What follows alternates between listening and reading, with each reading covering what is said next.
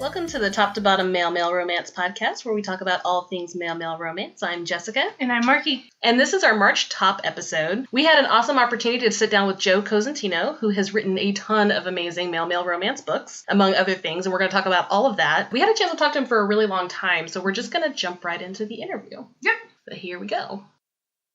Hey guys, I wanted to put up a quick disclaimer before we run the interview. While editing, I discovered that our interview software created a 4-second delay at some point, and there's a lot of overlapping audio between Joe talking and us talking. And there's only so much I can do as far as editing magic because I am not a professional and I do what I can, but it becomes a bit confusing at parts. The option was to either go ahead and run it as best I can, or scrap the interview, and we just really weren't willing to do that. Joe was so nice to take his time out of his day to talk to us, and it was fun to talk to him, and we didn't want to have everybody miss out on the interview, so I ask that you bear with us, and most of it's good, and I was able to take care of a lot of it, but there's definitely some overlap, and it's kind of rough at some points, but I just wanted to let you guys know that before you got to the interview and were wondering why sometimes he was talking over us, because he was not. But it sounds like it sometimes, so wanted to let you know that. Enjoy the interview. So joining us today is Joe Cosentino, an award-winning author of both contemporary and mystery romances with lots of humor and heart. He was voted favorite LGBT mystery, humorous, and contemporary author of the year by readers of Divine Magazine for Drama Queen. He has appeared in principal acting roles in film, television, and theater. Welcome to the show, Joe. Thanks so much. It's great to be here. So we're really excited to have you on.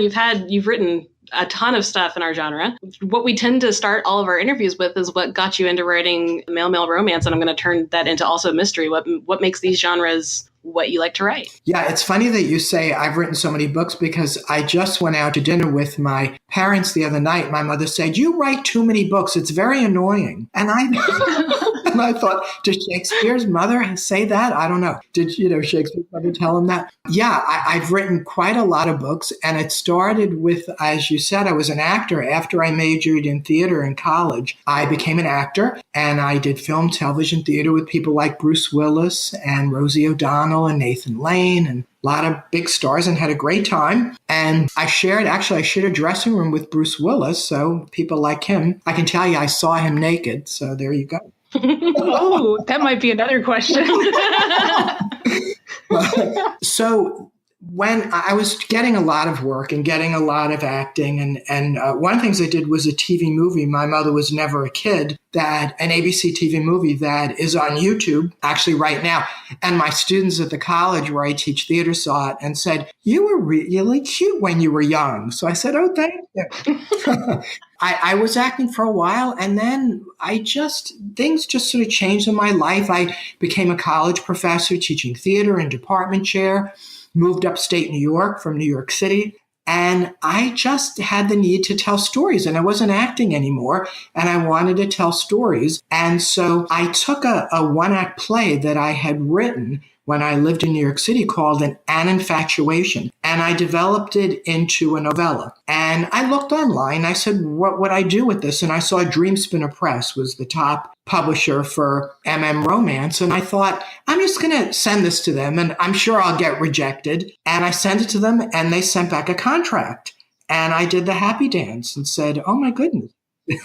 This is great. And so I took other one-act plays I wrote, adapted them, and then I just started to create new stories. And I'm not a kind of person that ever has writer's block. I always have like 5 stories in my head at one time, and I just started writing stories. And to answer your second question, I have always loved murder mystery novels. I've probably read about 200 cozy mystery novels. Particularly Agatha Christie was my favorite, and I just love the genre. I decided, there aren't a lot of cozy mysteries out there. There are some gay mysteries, but generally they're dark and very, thriller oriented and not cozy and funny. And I said, well, why don't I write that? So I've been also, besides writing gay romance, been writing some gay mystery novels too. And they are lots of fun to write. So where do you get the inspiration for them? Do you get inspired from outside sources like the Agatha Christie stuff, or does it come from a different place? Well, the series you mentioned, the Nikki and Noah Mysteries,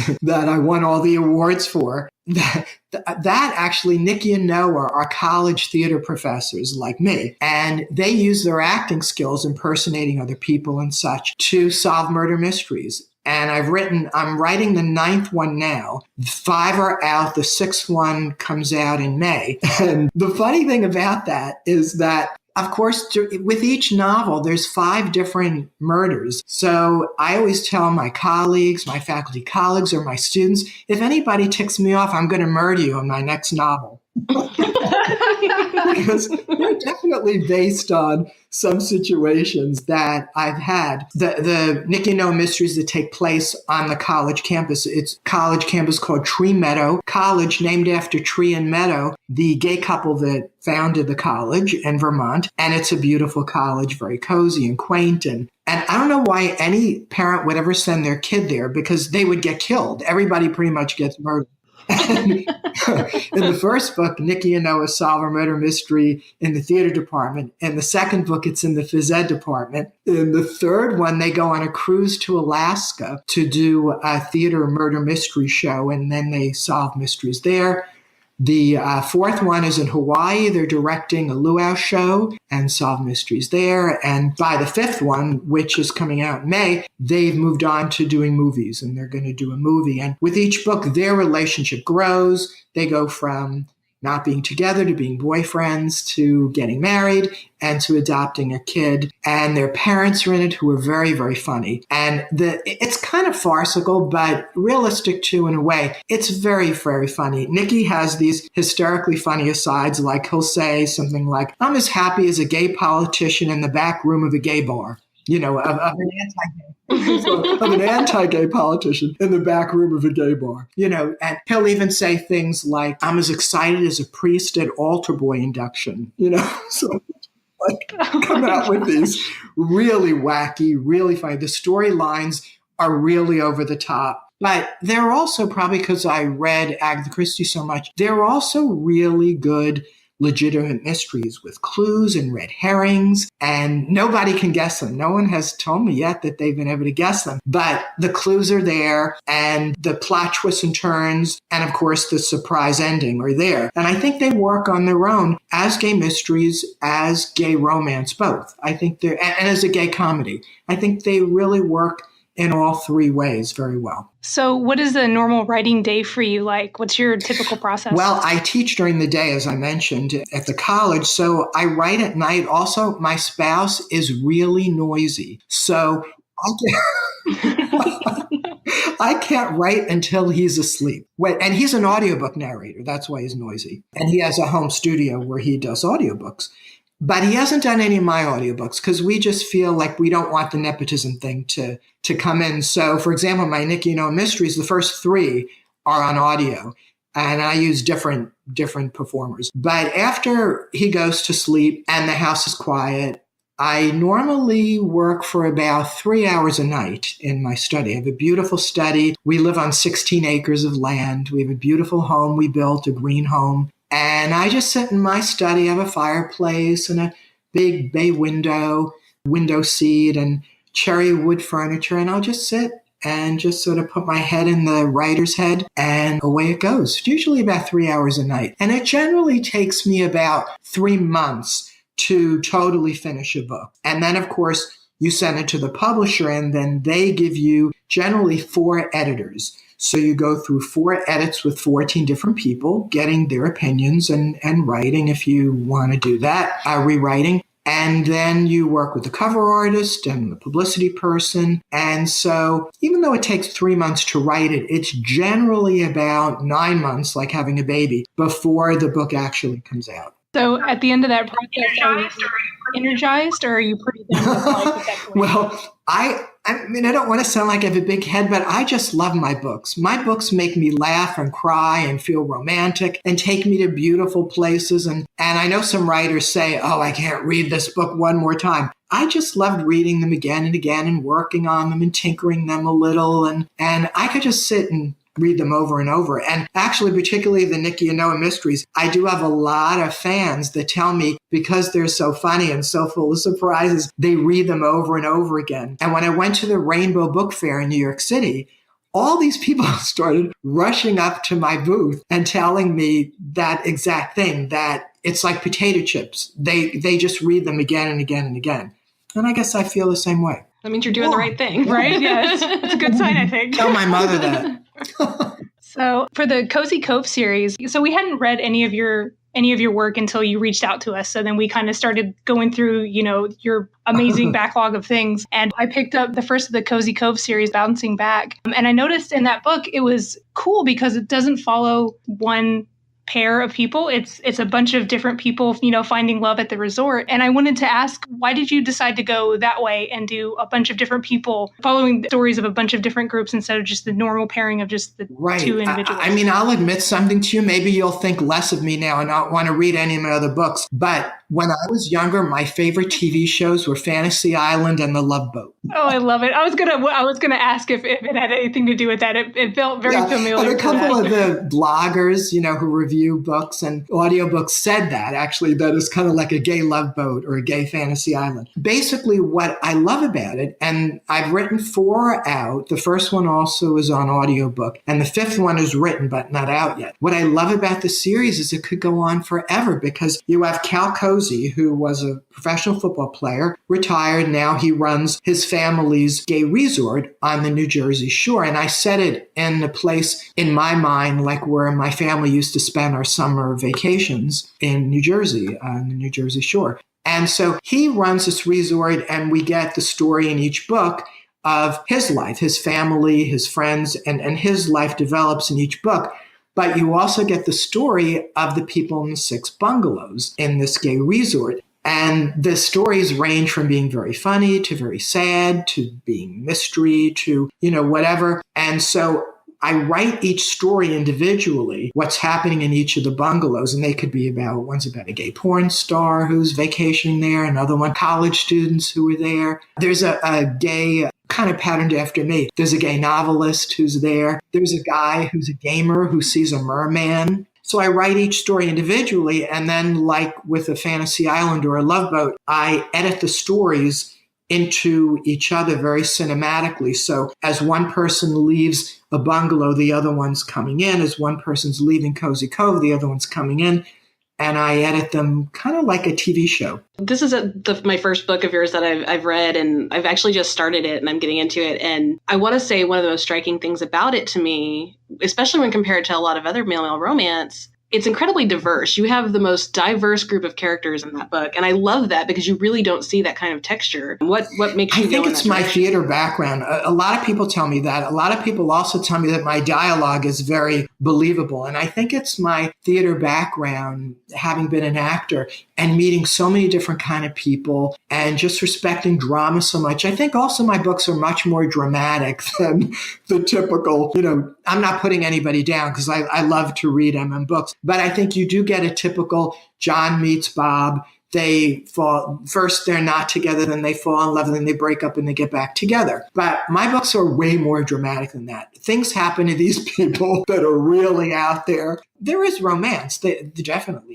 Each bungalow is a romance story. But I think that there's just a lot. I like the dramatic, and I like to just represent all different people, races, orientations, the way they think, their occupations. This particular Cozi Cove series even deals a little bit with the supernatural. So I think I went all out on this one. I think we chose the perfect one. Yeah, Jess was just complaining about she's like, we need to do more paranormal stuff because that's her favorite stuff is paranormal and supernatural things. So I think when you said merman, her eyes started sparkling. Well, I should go on and read hopefully the rest. There's a vampire, there's a werewolf, there's an angel, there's all different people, but it isn't exactly, the thing about Cozi Cove that I love is, this is my slogan for it, nothing is what it seems. Anything is possible, and love is always in the sea air. Because you start these stories and you think you have them figured out, and they're not anything like what you think they are. And by the end, all the secrets are answered, and you're surprised. Keep reading. I think you're going to have a good time. Yeah, I'm really excited. I've been liking it so far. And the first one's on audio. So the first one's on audiobook too, Chase Johnson. And he's also, he's very dramatic in his acting and he fits it to a T. Yeah, that was what I was just about to bring up because I noticed that you had posted recently that Bouncing Back had gotten an audiobook release and apparently somebody really liked all the different voices he does. And so I'm probably going to have to spend an Audible credit on that. Yeah, and the first book also got a Rainbow Honorable Award, Rainbow Award Honorable Mention, which, is really exciting when to think that people read your work and like it. There's no better high. There was somebody after An Infatuation came out, which was the first novella I mentioned that Dreamspinner Press published. It's a really, really beautiful story loosely based on my life in high school and my 10-year high school reunion. And it's funny and touching and about first love. And so many people emailed me and said that little novella changed their life. And that's just, you can't get any better than that. Yeah, that's got to be extremely moving. I can't even imagine. And actually, after that came out, Dreamspinner Press asked me for more. And I wrote A Shooting Star, which was loosely based on my life as a theater major in college. And again, awakening and a lot of things happening. And that did so well that Dreamspinner Press put them together as an anthology paperback and published that as a paperback. And Joe Leslie is going to do the audiobook of that. And I don't know if you know who he is, he's famous in the audiobook world. He would love to hear me say that. But yeah, he's kind of famous. So I'm very excited about that. Yeah.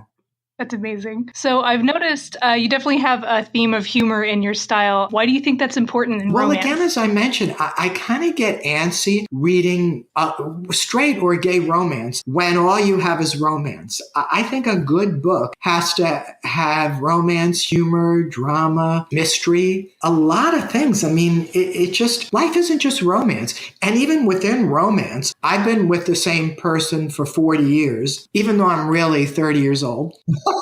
We met very young. We met in the sandbox. But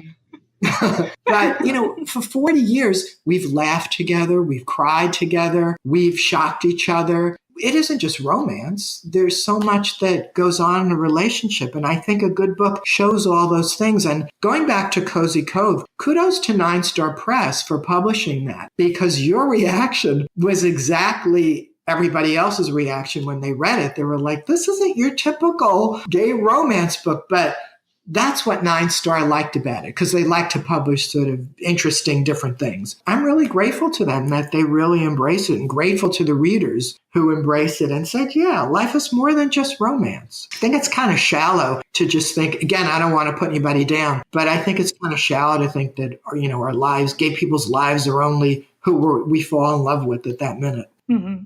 No, I definitely agree. And we're both big fans of humor and things. So, that's when you reached out to us and we started looking at all your books, and the top praise is how funny they were. I was like, okay. Yes, actually, a lot of the blog sites, particularly with the Nikki and Noah mystery, they would say, one of them said, this is the funniest book I ever read about Drama Queen. And a number of them said, if you need a laugh and you can only afford one book, but there's nobody who could read this and not be laughing out loud, because they were saying they're laugh out loud funny. And I mean, I don't want to sound big-headed, but I laugh out loud when I read my books.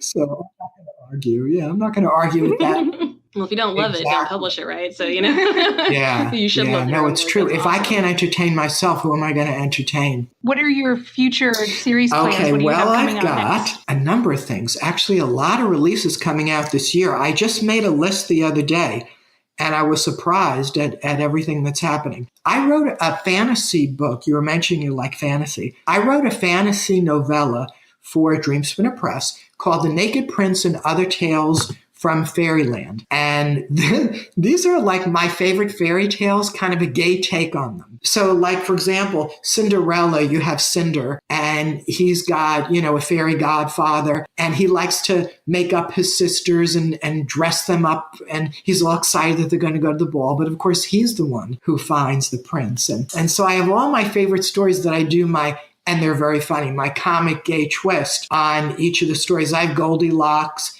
and The Three Bears is about Goldilocks is a young, blonde, cute guy who meets three bears, He's got to figure out who he likes better. So that already came out.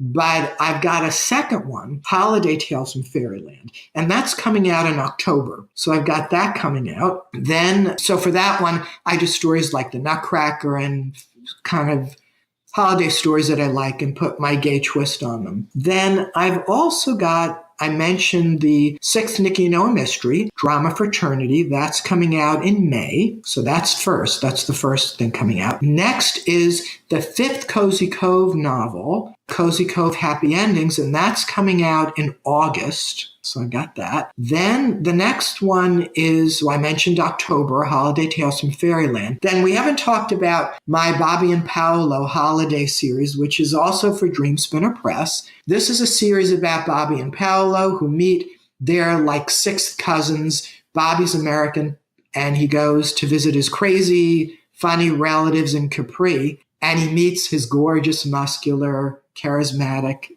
dynamic, amazing sixth cousin, Paolo, and they fall in love, and Bobby brings Paolo back to Pennsylvania where he lives, and it all takes place on Christmas. So the next novella, The Perfect Gift, they're in Philadelphia, and they get married, they adopt a son, and that one came out this December. Next December, Dreamspinner Press is coming out with the last novella in that series, and that one's called The First Noel. They're going to, in December 2018, come out with that ebook novella, and they're going to take all the Bobby and Paolo holiday stories and put them in a softcover paperback. And that'll also be out in December. All that's going on next year, so I'm going to be busy editing.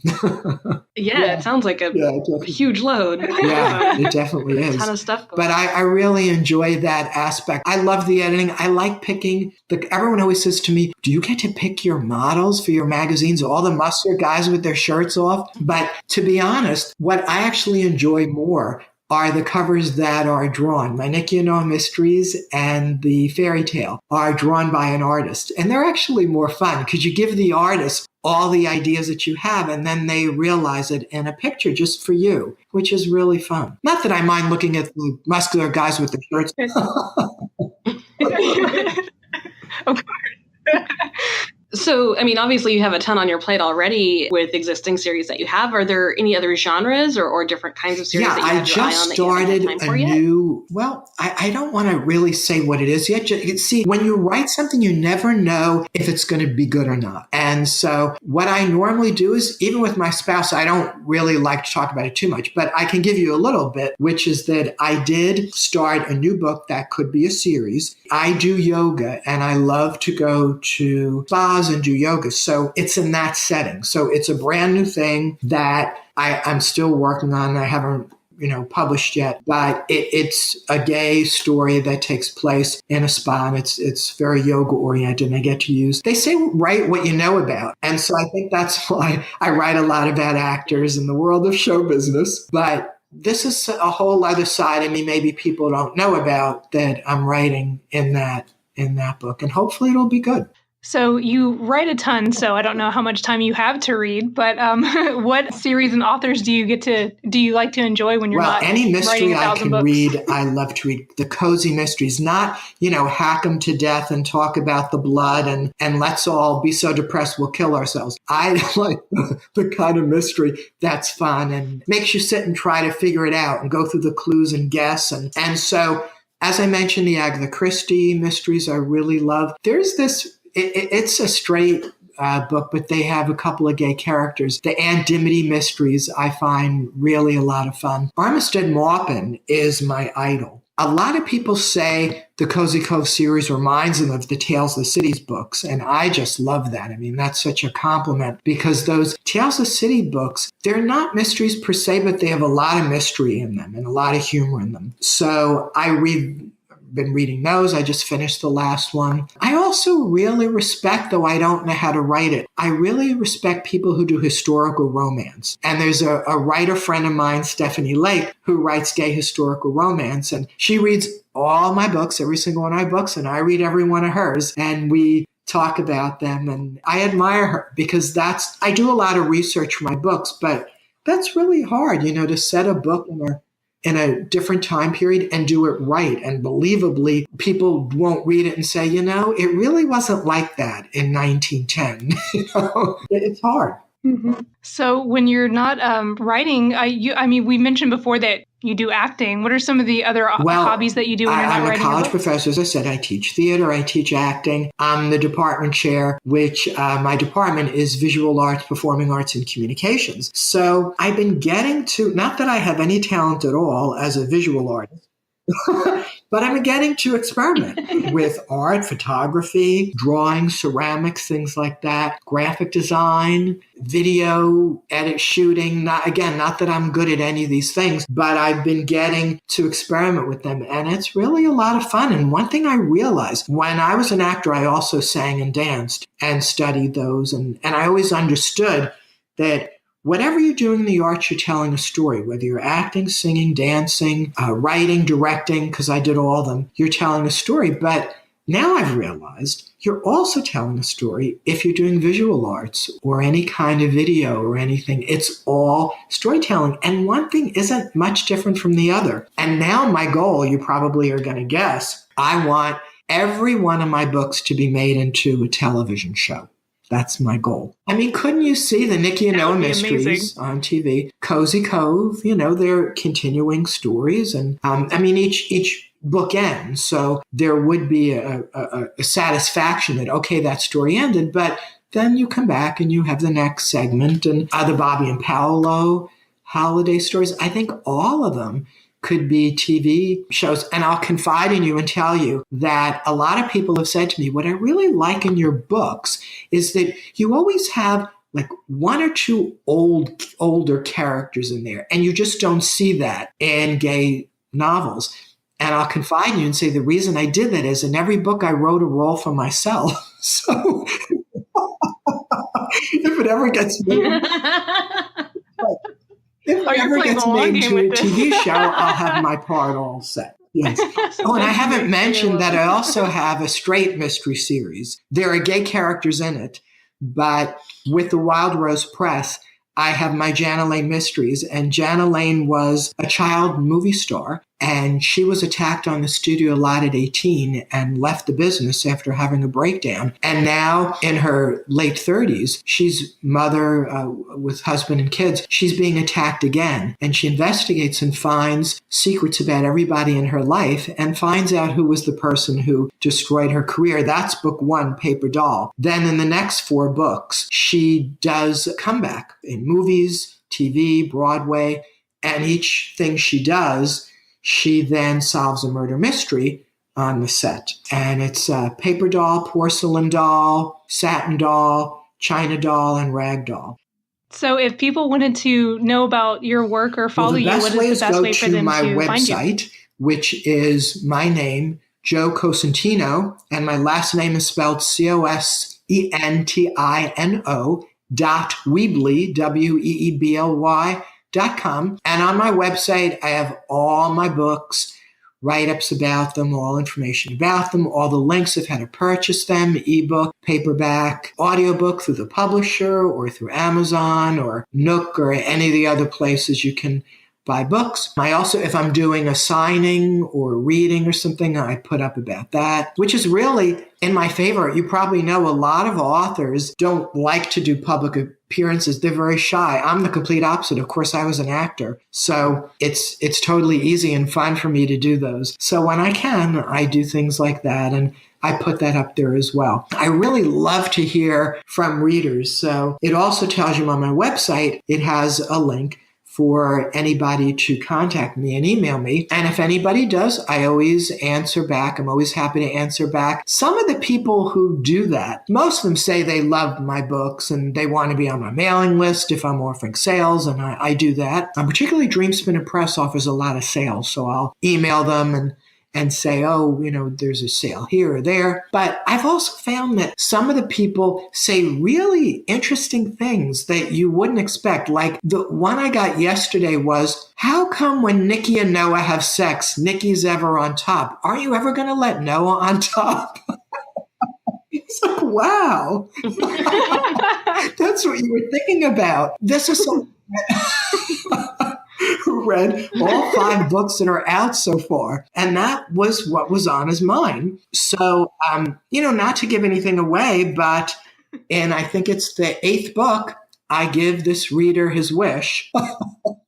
And sometimes they don't have ideas, but they do have questions about things. And that I found that my readers love my kid characters. There's a kid in the Nikki and O Mysteries, adopted kid, and a kid in the Bobby and Paolo and the Janaline Mysteries. And though I don't have children, people with kids have told me that I really have a good ear and a good connection for the way kids talk and act. And of course, my kids are really funny and theatrical and real showmen in my books. So I think they like that too, and they tell me that. Can I ask you a question about your site? Of course, I've heard of your site and respect it and have seen it, but what's your goal with the site? What are the kind of things that you like to do and you like to put up there? I mean, when we're not doing episodes, I try to do blog posts about stuff that we've been reading or like games that we found or comic books or just anything related to male romance, because there's a 1,000 different things out there. So I try to post like once a week about cool stuff that we've stumbled on, but sometimes we don't get to everything.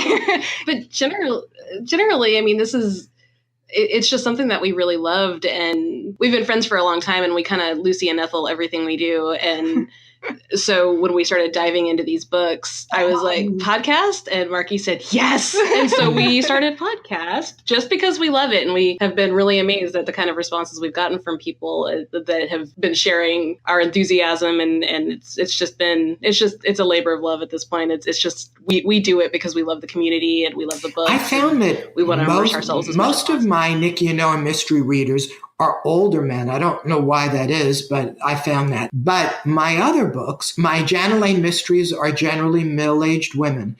But all my other books, the Dreamspinner Press and Nine Star Press and all those books, generally my audience is women, young women or middle-aged straight women. And I just think that is so terrific. I mean, what a world that we can share and not just be in our own little niches. And I can write something about gay men that of course, in my Cozi Cove book, I do have a lesbian storyline as well. But how great that you can read a story about men and as women just really devour it. I think that's terrific. Yeah, we were surprised when we first got into it. One of the things that we were kind of nervous about is being females talking about the genre and feeling like, what's the response going to be? But we found that a huge portion of the male romance fan base is women. So I was really surprised at that because I had no idea. I figured it was going to be mostly gay men, but it seems like there's a huge population that's that. And of course, there's all walks of life who enjoy male romance. When we first got into the community, we made so many friends so fast that were just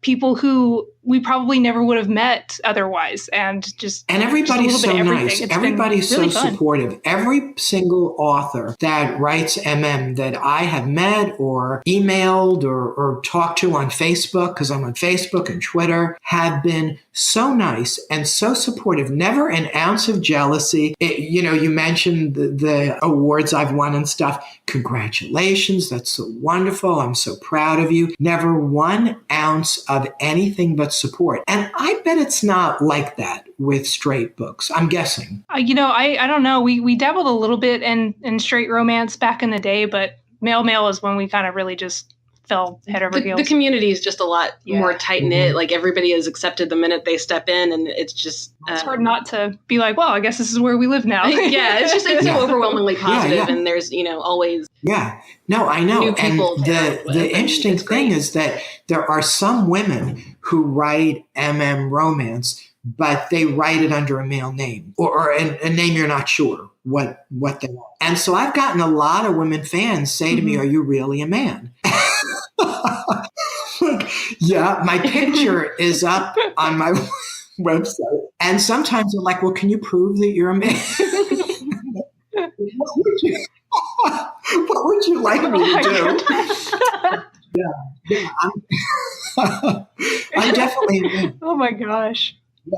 Yeah.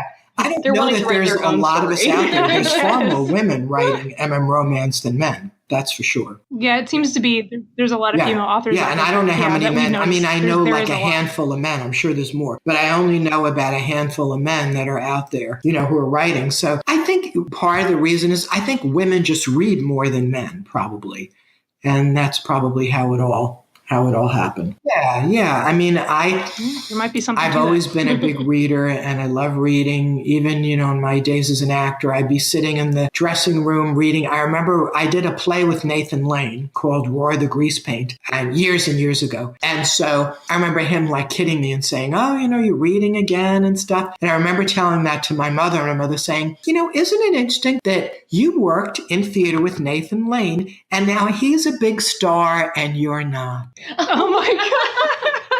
Your mother sounds delightful. I reminded she's her hilarious. that Nathan Lane and his husband wrote a children's book. So even Nathan Lane now is right. Everybody seems to be writing a book, their memoirs or, fiction or whatever. But he and his husband wrote a children's book. So he's writing too, which is great. What are your future plans for your site? I don't know. We're kind of playing this by ear, to be super honest with you. Yeah, we honestly didn't expect to get the kind of reaction that we got. So right now we're just trying to stay on top of it and make sure that we have content every month. Markie's going to the Gay Romance Literature Retreat this October. Yeah. And hopefully going to interact with a bunch of people there. And really, it's just a day-by-day kind of thing. We're just enjoying it while people, while other people are enjoying it. The great thing about it is, say, you're going to meet great people, really talented people. Unfortunately, I can't go to that one. Being a college professor, I can't in October just take off and go places. So I'm sorry to miss that. But a lot of the people there I have talked to on Facebook, and, they're just great people, talented, supportive, fun. They probably look at me as kind of like a little theater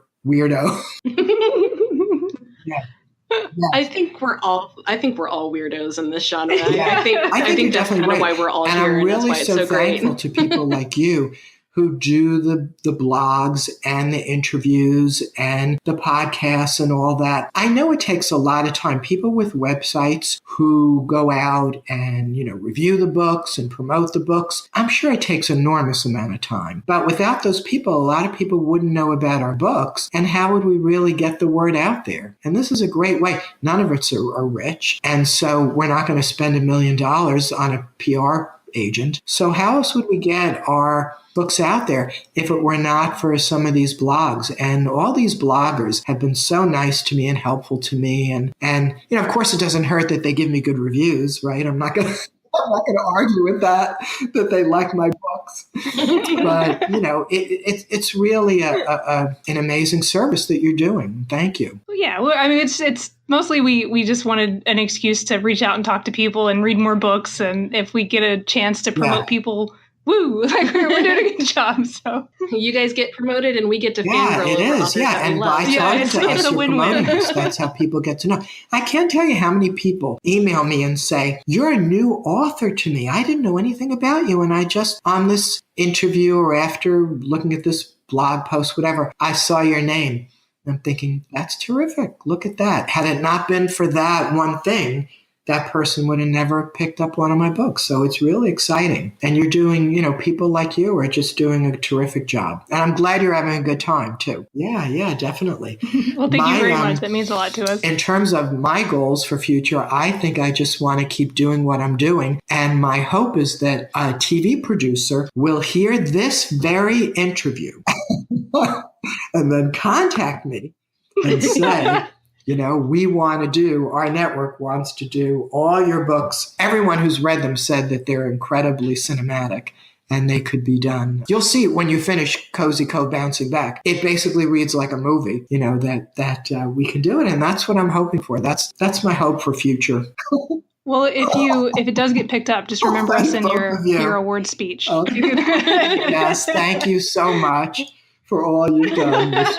I've already written my Academy Award speech. So I'll have to add you into it.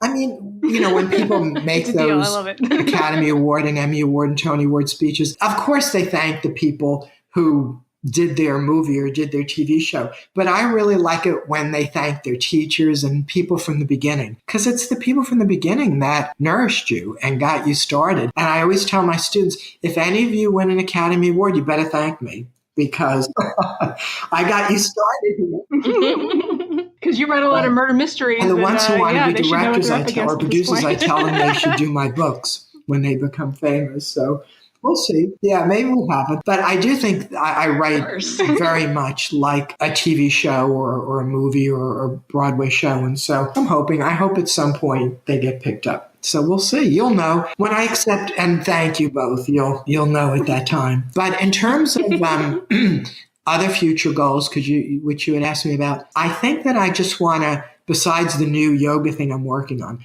I think I want to just keep writing the series that I write. It's an incredible, I don't want to use the word cozy, but I guess that's the best feeling. It's a warm and fuzzy feeling to revisit these same characters again and again. And what I love about any of my series, is so you come back and you visit with these old friends that you miss because you haven't been writing that series. You've been writing another series and you miss them, and their voices come back into your head, and it's like visiting with them all over again. And so you have that comfort. And as a reader, it's the same thing.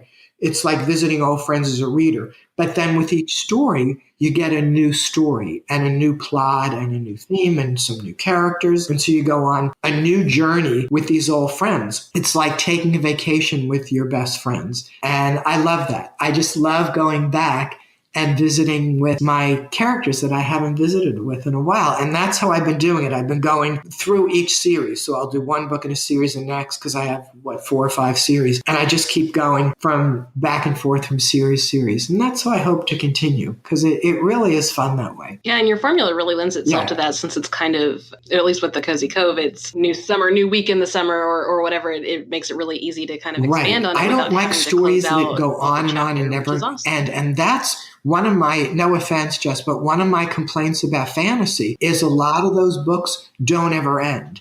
They just keep going to the next cliffhanger. And what I like is at the end of each book, that story ends. And for example, Cozi Cove, each book is the next summer. So the characters age a year from book to book. It's the next summer. And then, of course, each summer, there's the new people that come to the vacation spot to vacation. We get their stories as well. But in all my books, every series, everything I write, at the end of that book, that story has ended.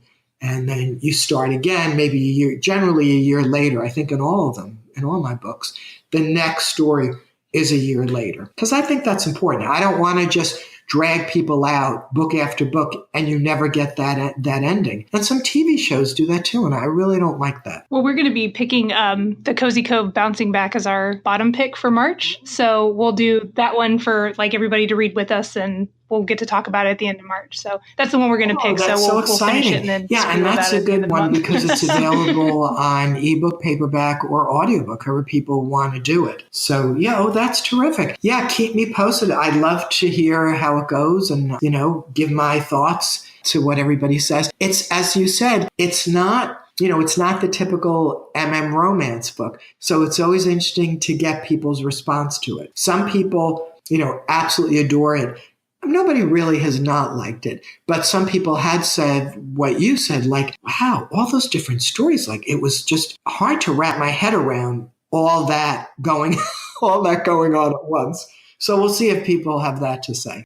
Awesome. Well, thank you again for coming on and chatting with us. We had a blast, and we'll definitely keep you posted on, when this interview goes up. Great. I'm really excited. We get to talk about it more at the end of the month, too. The thing I love about Facebook is meeting people like you. Awesome. Well, thank you again. Thank you so much. We'll go ahead and let you go, and you enjoy the rest of your night. You too. Thank you. So thank you again, Joe, for coming on and chatting with us. We had a blast talking to you about your work and your writing and all of your passion projects. So thank you again. Our bottom pick for March is going to be Cozi Cove, Bouncing Back. As always, we're going to be doing a giveaway for this book. We're doing an e-copy this time around. So if you want a chance to win this fabulous book, go to our website, toptobottompodcast.com, and subscribe, and you'll be entered for a chance to win. And that's going to be it for us for our top episode for March. Join us at the end of the month where we're going to talk about Cozi Cove and various other things. Woo! See you then.